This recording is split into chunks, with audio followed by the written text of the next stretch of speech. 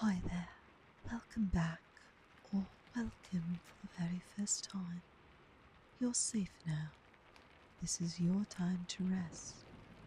Let go of your day.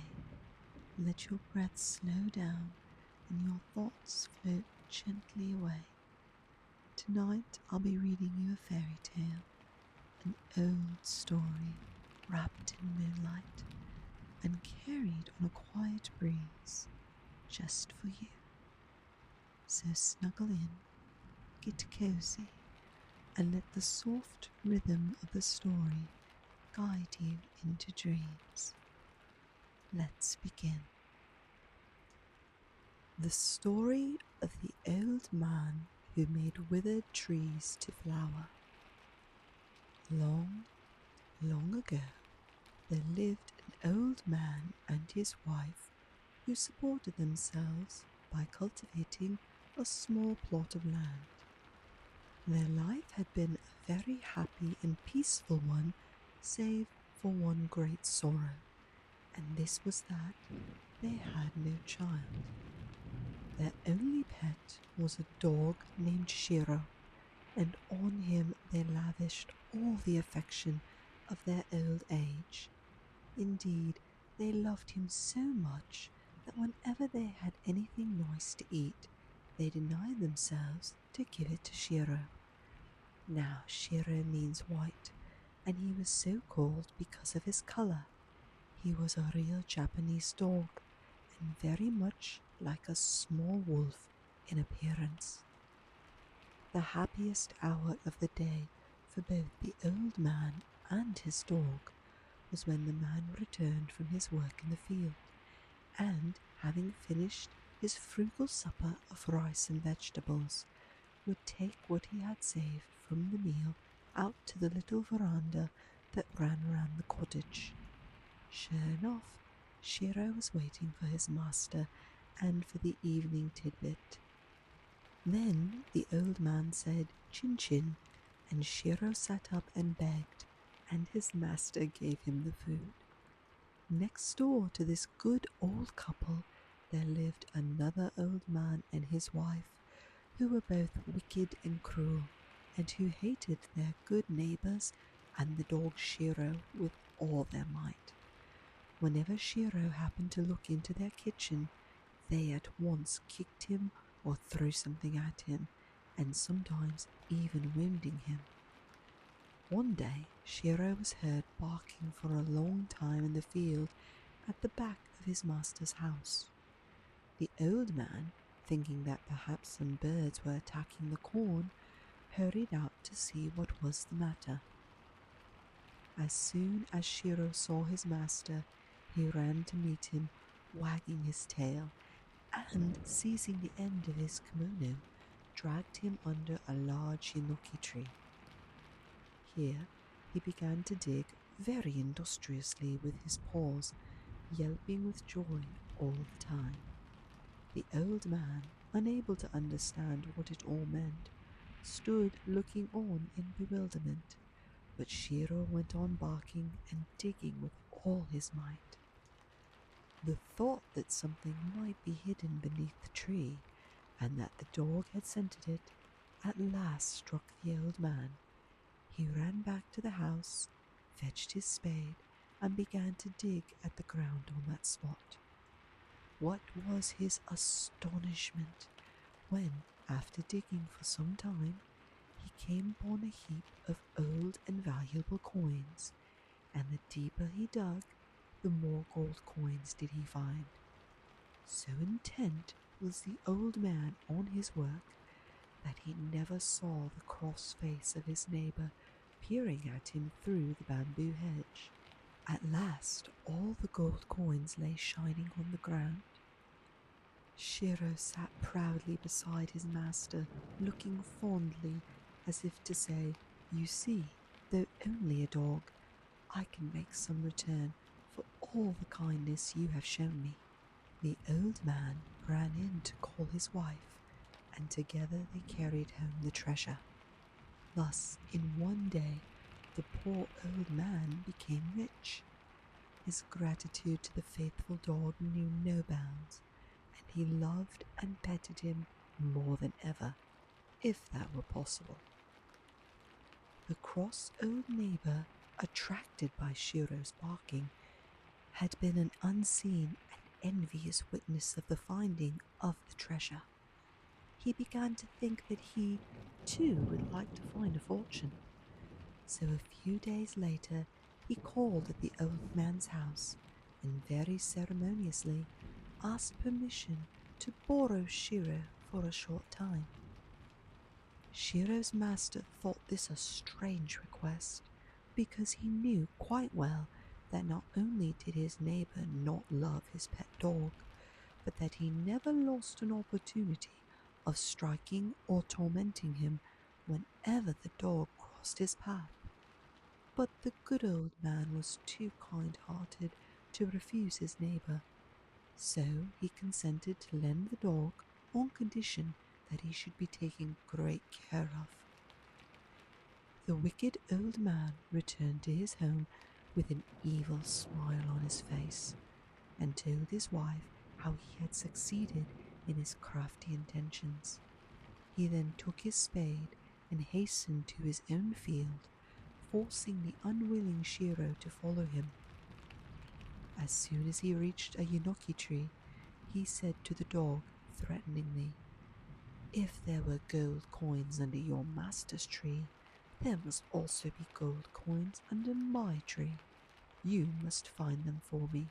Where are they? Where? Where?" And catching hold of Shiro's neck, he held the dog's head to the ground so that Shiro began to scratch and dig in order to free himself from the horrid old man's grasp. The old man was very pleased when he saw the dog begin to scratch and dig, for he at once supposed that some gold coins lay buried under his tree as well as under his neighbour's, and that the dog had scented them as before. So, pushing Shiro away, he began to dig himself, but there was nothing to be found. As he went on digging, a foul smell was noticeable, and at last he came upon a refuse heap. The old man's disgust can be imagined, and this soon gave way to anger. He had seen his neighbour's good fortune, and hoping for the same luck himself, he had borrowed the dog Shiro, and now, just as he seemed on the point of finding what he sought, only a horrid-smelling refuse heap had rewarded him for a morning's digging.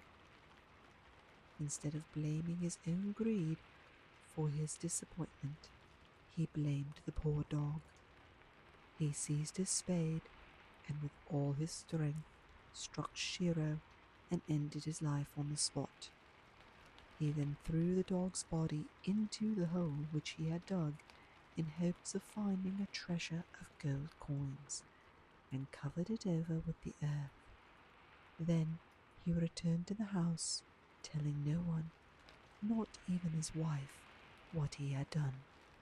After waiting several days, as the dog Shiro did not return, his master began to grow anxious. Day after day went by, and the good old man waited in vain. Then he went to his neighbour and asked him to give him back his dog. Without any shame or hesitation, the wicked neighbour answered that he had ended Shiro because of his bad behaviour. At this dreadful news, Shiro's master wept many sad and bitter tears. Great indeed was his woeful surprise, but he was too good and gentle to reproach his bad neighbour. Learning that Shiro was buried under the yenoki tree in the field, he asked the old man to give him the tree in remembrance of his poor dog Shiro. Even the cross old neighbour could not refuse such a simple request, so he consented to give the old man the tree under which Shiro lay buried. Shiro's master then cut the tree down and carried it home. Out of the trunk he made a mortar In this his wife put some rice, and he began to pound it with the intention of making a festival to the memory of his dog Shiro. And a strange thing happened. His wife put the rice into the mortar, and no sooner had he begun to pound it to make the cakes than it began to increase in quantity gradually till it was about 5 times the original amount, and the cakes were turned out of the mortar as if an invisible hand were at work. When the old man and his wife saw this, they understood that it was a reward to them from Shiro for their faithful love to him. They tasted the cakes and found them nicer than any other food. So from this time they never troubled about food, for they lived upon the cakes with which the mortar never ceased to supply them. The greedy neighbour, hearing of this new piece of good luck, was filled with envy as before, and calling on the old man, asked leave to borrow their wonderful mortar for a short time, pretending that he, too, sorrowed for the death of Shiro, and wished to make cakes for a festival to the dog's memory. The old man did not in the least wish to lend it to his cruel neighbour, but he was too kind to refuse. So the envious man carried home the mortar, but he never brought it back. Several days passed, and Shiro's master waited in vain for the mortar, so he went to call on the borrower and asked him to be good enough to return the mortar as he had finished with it. He found him sitting by a fire made of pieces of wood, and it was very large. On the ground lay what looked very much like pieces of a broken mortar. In answer to the old man's inquiry, the wicked neighbour answered haughtily, "Have you come to ask me for your mortar? I broke it into pieces, and now I am making a fire of the wood, for when I tried to pound cakes, it only gave some horrid smelling stuff that came out." And the good old man said, "I am very sorry for that. It is a great pity you did not ask me for the cakes. If you wanted them, I would have given you as many as ever you wanted. Now, please give me the ashes of the mortar, as I wish to keep them in remembrance of my dog." The neighbour consented at once, and the old man carried home a basket full of ashes. Not long after this, the old man accidentally scattered some of the ashes made by the burning of the mortar on the trees of his garden, and a wonderful thing happened.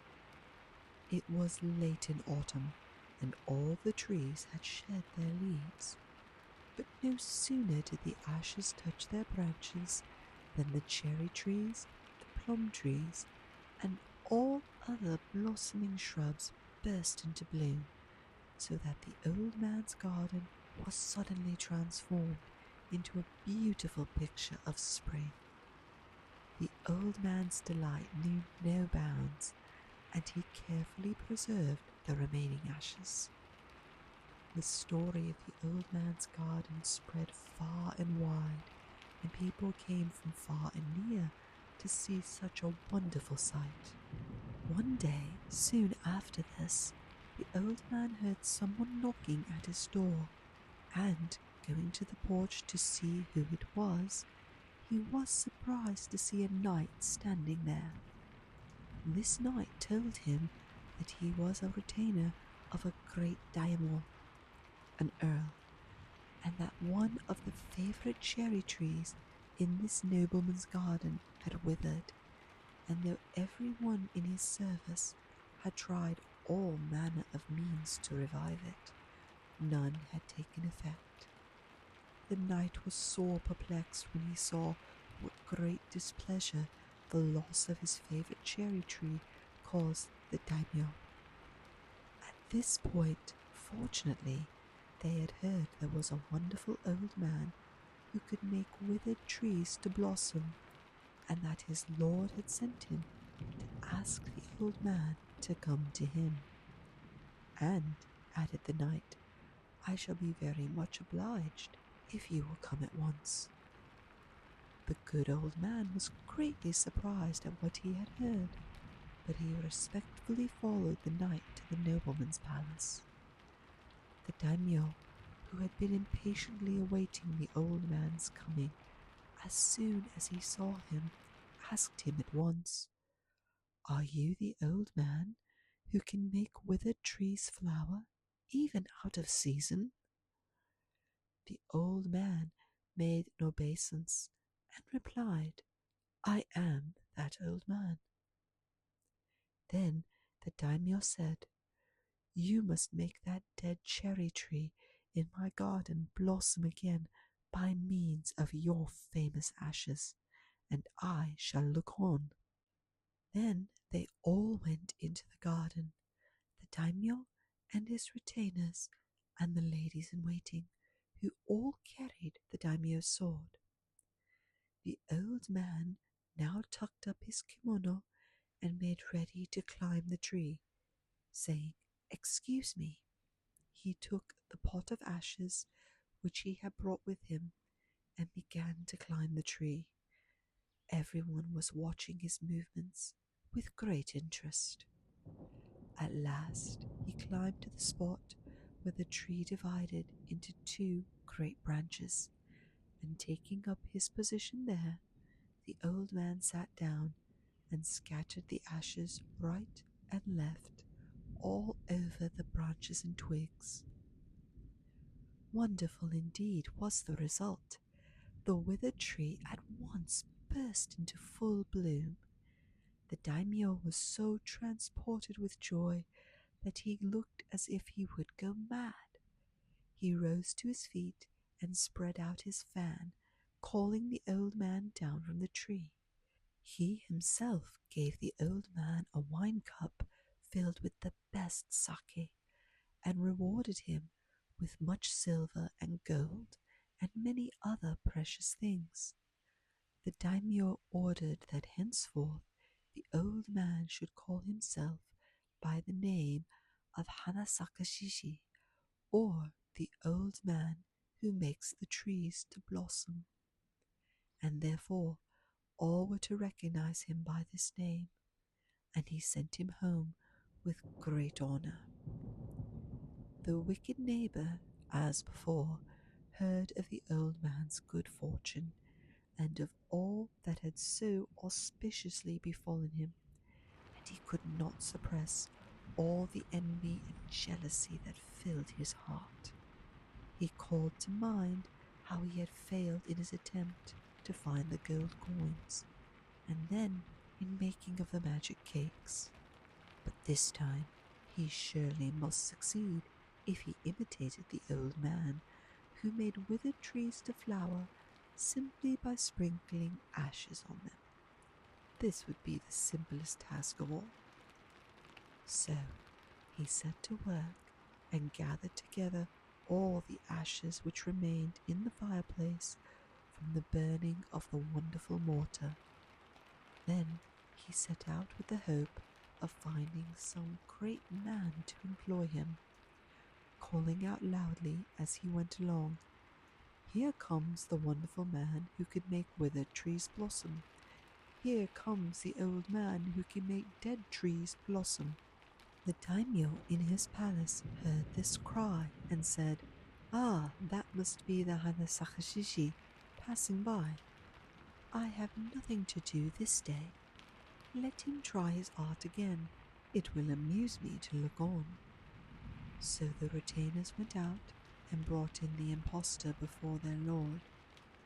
The satisfaction of the false old man can now be imagined. But the daimyo, looking at him, thought it strange that this was not at all like the old man he had seen before. So he asked him, "Are you the man whom I named Hanasaka Shishi?" And the envious neighbor answered with a lie, "Yes, my lord." "That is strange," said the daimyo. "I thought there was only one Hanasaka Shishi in the world. Has he now some disciples?" I am the true Hana Sakajiji. The one who came to you before me was only my disciple, replied the old man again. Then you must be more skillful than the other. Try what you can do and let me see. The envious neighbor, with the daimyo and his court following, then went into the garden and, approaching a dead tree, took out a handful of the ashes which he carried with him and scattered them over the tree. But not only did the tree not burst into flower, but not even a bud came forth. Thinking that he had not used enough ashes, the old man took handfuls and again sprinkled them over the withered tree. But all of this to no effect. After trying several times, the ashes were blown into the daimyo's eyes, and this made him very angry, and he ordered his retainers to arrest the false Hanasakashiji at once and put him in prison for an impostor. From this imprisonment, the wicked old man was never freed. Thus did he meet with punishment at last for all his evil doings.